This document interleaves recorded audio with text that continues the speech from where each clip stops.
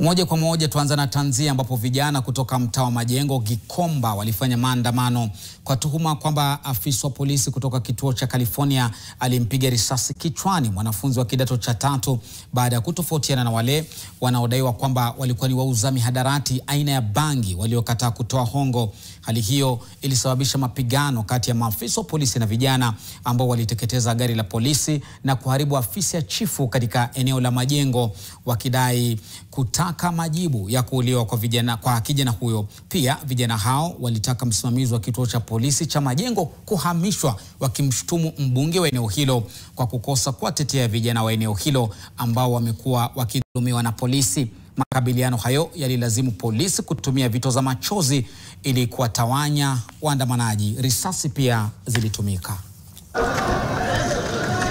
Ndio hiyo. Akaona mamake anakuja, yani kumeanza furugu na mamake hajafunga kazi. Sasa ule kijana alikuwa anatoka kuja kumsaidia mamake. Ile kutoka wakakutana na polisi anakimbizwa huko na kijana naye ndio anakuja. Ndio alimshuti ya kichwa na kijana, na kuna mwingine alimshuti mguu.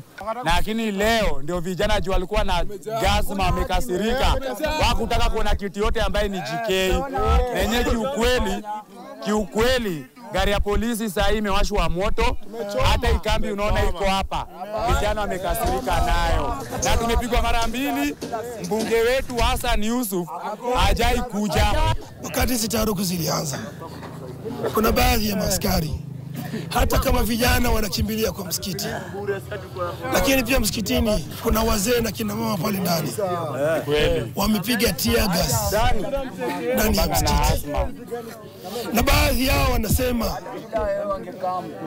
hatutambui hiyo msikiti yenyu, ambaye ni maneno kutoka kwa polisi.